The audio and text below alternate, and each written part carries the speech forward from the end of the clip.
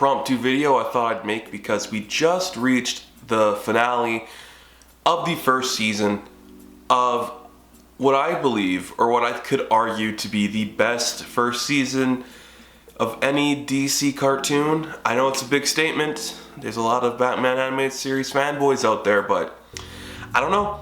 This just did something for me I didn't know it would, and that is Harley Quinn on the DC Universe app. I didn't know what to expect when I saw this. I thought the first promotional shots when they teased it a long time ago were iffy. They didn't really sell me on wanting to see this. I think Kaylee Kyoku is an interesting choice to play Harley Quinn. I didn't know if she could pull it off. This was amazing. I loved, I think, every second of what this show did, what it presented to me, how the cartoon went, the way the characters acted, the way the story beats went, the way everything played out, I thought was perfect and amazing and beautiful. The animation, sure, a little spotty at times, kind of that Young Justice kind of slower animation at times, but I think it works really well, and I think at times it looked even better than Young Justice. I really, really liked what this was. This is going to be a non-spoilers review. If you would like, and I think I'm going to do this anyways, I just think I want to do the non-spoilers so I could just talk about the things that people should go in to expect. Then I might do like a list of my favorite things that happened in the show, my favorite moments for certain characters, and the overall way that it played out, because I really think this is really good. So let's start with the basic premise of the show. This is all you need to know before going into it. Harley Quinn breaks up with the Joker after a less than good relationship, and she wants to be the next big bad of Gotham City and eventually take it over. She wants to find a crew, she wants to find like a headquarters, she wants to be the next big thing in the supervillain community. Great premise for a show like this, especially if a character like Harley Quinn, who I really think over time, and mainly in 2020, she has really found her footing as a character I think is interesting and compelling. Between this and Birds of Prey, I'm loving her. I'm absolutely on board with her being the fourth pillar of DC Comics. I really do think she is probably bigger than Wonder Woman and Superman. I could argue that, I don't know, I think she might be. This voice cast was so good. Like, the people they got to play everyone is just unbelievable. I am so impressed with who's doing what here. First off, Kaylee Kyoku, great voice cast for Harley Quinn. I was iffy, but she pulled it off. Lake Bell as Poison Ivy, probably the best written character on this show. She is just so interesting to watch. Her deadpan, monotone, this way of expressing everything she does is beautiful, and so Poison Ivy, and she's a great side character and a great friend to Harley in the show. That their relationship is so impactful. But man, oh my goodness, you kidding me? Jason Alexander in here, Tony Hale, Alan Tudyk pulling double duty is probably the best double duty we've seen him do in a long time. Wayne Knight, JB Smoove, Leon is in this show as a plant named Frank. He is just being JB Smoove, and he's a plant. I love this. It is so perfect for what you need this show to be. Every character is just so well written and so interesting. The way it handles Harley's crew, it's not much of a spoiler to talk about her crew.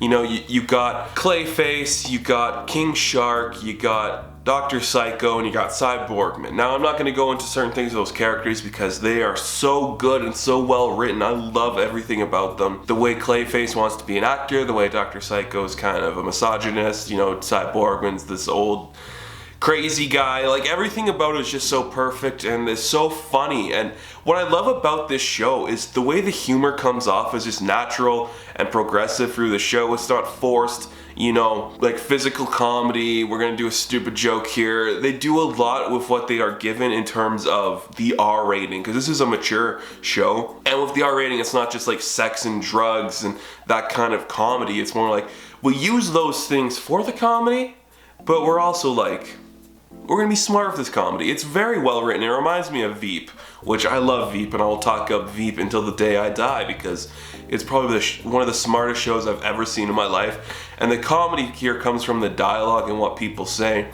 And just for me personally, I really like the way Dr. Psycho did his comedy. Yes, he's the misogynistic guy, but the way he just reacts to the things people do around him. It's very funny and it's very interesting to see. I also really like Poison Ivy. Her comedy is really great too. She's very funny. This is very like laid back in terms of how she reacts to things too, so I really like that angle of it. And the side characters in this, you get a cartoon like this, you know you're gonna get some good like side characters and just like one-off things that happen, and the way it handles some of these characters is amazing. Like Bane, Commissioner Gordon, Kite Man, Robin, Lex Luthor, Aquaman, Black Manta, Scarecrow, the way all these characters just appear even for like one episode or one important scene, and the way they act is so funny and interesting and compelling. I just love everything about it. It's just so unique, and there's really hasn't been a cartoon for a comic book like this.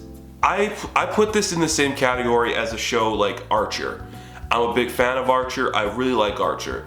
The humor in that show comes across a lot like it does in this season of Harley Quinn, where we got our main cast. They are doing all the main scenarios here, and we're seeing the way they react to the world around them, the way they react to each other, and all their personalities.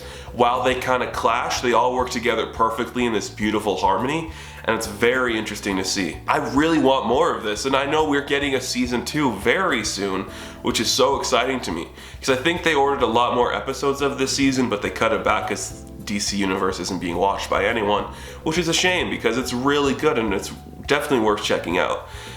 If you are not a fan of Harley Quinn, this could easily be one you pass on, but I'm going to tell you right now, this is probably the best Harley Quinn origin, best Harley Quinn coming into her own, strength that we've seen in a long time, if ever. I think it trumps that what we've seen in the animated series. It's just, she knows who she is, but she's still struggling to find herself in terms of being on her own and going back to the Joker. And it takes a long time for her to see this and learn this lesson, and it's just beautifully done. We see a lot of her past and a lot of what could come of her from the future. And her relationship with Poison Ivy in this, I love. Like, that is just classic best friends trying to help each other out, but they can't get on the same page because they're always fighting or something. It's Alana, it's Archer, it's those two together. It's perfect, and it's just so interesting and fun to watch. I really like this show. I think it's my favorite DC cartoon ever. I mean, there's a lot of good DC cartoons out there, but this one just knew exactly what it needed to be and how to turn everything in its world into a joke. And like I said, I'm definitely gonna do a spoilers review where I talk about my favorite moments, the favorite things that happen with certain characters, because that's what I think this show needs, because just the way it handles certain characters is so interesting and funny and complex and unique, and I'm very excited to talk about this show, and I cannot wait for more. So thank you for watching my non-spoilers review of Harley Quinn Season 1. Be sure to like the video and subscribe to the channel. I'm in the process of moving into a new place where I can have a lot more studio room and have something cool set up, so I'm excited to show that to you guys. I will catch you in the next video. Patreon me, please, or don't. You're entitled to your opinions. I'll see you guys later. Have fun. That was a mallet.